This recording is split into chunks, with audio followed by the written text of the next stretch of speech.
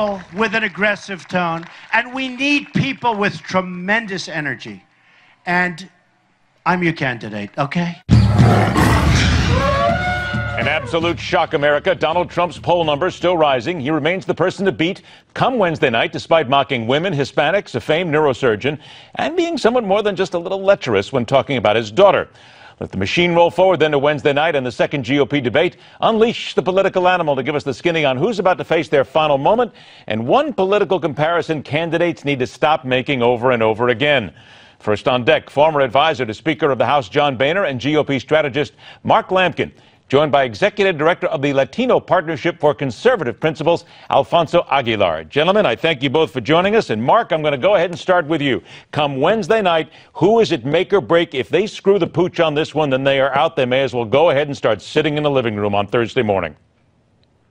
Well, it strikes me, well, first of all, thank you for having me. It strikes me that the person with the highest risk in this debate is Scott Walker. You know, he's, since the first debate, in the first couple of months, time period after that, has seen just almost an unprecedented descent into the ranks from early frontrunner in Iowa to now barely clinging on to any life support. And I think he struggled to figure out who he is and where he wants to be positioned. He's struggled most, I think, in trying to figure out how he fits into this landscape vis-a-vis Donald Trump.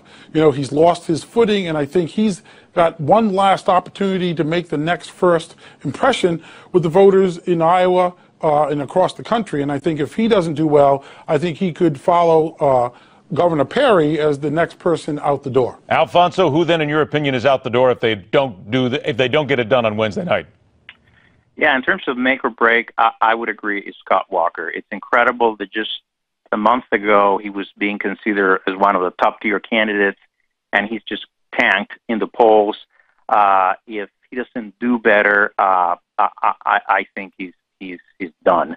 But I would say that candidates like Rand Paul, Governor Christie, even Marco Rubio, I think need to step up their game in this debate, because they could be the next ones to be getting near that exit door if they don't have an impact in the debate. All right. Now, Alfonso, let me talk about stepping it up a little bit here, because if you want to talk about one candidate who has done that, of course, Donald Trump went after Carly Fiorina. Look at that face. Would anybody vote for that? We've been talking about that for a week. But Carly Fiorina sent a really interesting message to Donald Trump today, a brand new ad showing how proud women should be of their faces. Here it is. Ladies, look at this face. And look at all of your faces. The face of leadership. This is the face of a 61-year-old woman. I am proud of every year and every wrinkle. Alfonso, I got to tell you, they really nailed it with this one. And I'll tell you what, she is the one that I think, and I think we're all going to agree on this one, Alfonso, that it's going to be Carly Fiorina and Donald Trump are going to be watching, because she is rising and she is maybe the only one who can put him in his place. She's outstanding. I can't think of anything that Carly Fiorina has done that has been a mistake since she started her campaign. I mean, I think she's gone from not being known to, I think, one of the top candidates. Very articulate, to the point, very substantive. And I think the problem with Trump is that, yes, we need candidates that are energetic, that are aggressive, but energetic doesn't mean that you're loud or offensive. And that may work initially, but at some point people are going to get tired. And I think that explains the Carson surge. Carson's doing well because a lot of people say, well, you know, he's more respectful. He agrees with Trump on many things, but he has more substance. He's more respectful. So I think Trump needs to watch out as well. I know he's going to continue with that aggressive approach. It has worked for him so far, but to expand his base and be able to prevail eventually in the primary, he really needs to I think, change his tune, and I don't think he's going to do it. So let me get this in here to Mark. Mark, when it comes down to Carly Fiorina, in your opinion, what has she got to avoid, though? Because let's face it, you get on the big stage, there's a chance to overreach sometime and make big mistakes. What does she not do in order to make sure that she gets that win over Trump? Well, I think she's got to lay out her personality and I think, as Alfonso said, she's very smart. She may be, I think, among probably the smartest person on the stage. She's as a former CEO, she's extremely articulate. She's also manifested an understanding of issues in a better way and a way to articulate a conservative position. But I think her danger is that she overreacts and she becomes over anxious in the stage, and that she can come across, and this, some may interpret this as a sexist remark, but she can, in her presentation, come off occasionally shrill.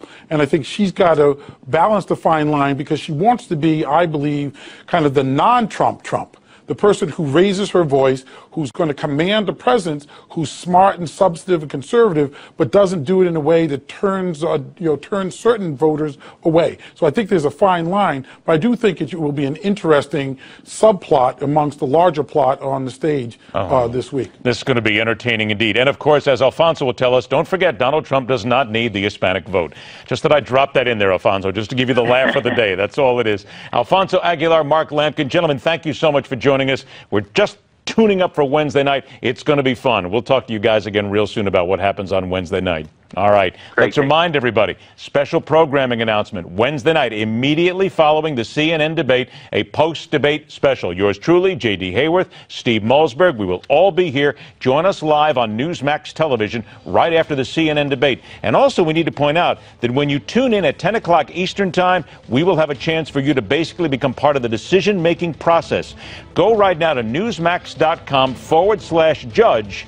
You can be a judge on what happens and tell us what you think about the debate coming up on Wednesday night. Stay with us. The fastest 60 minutes in news continues.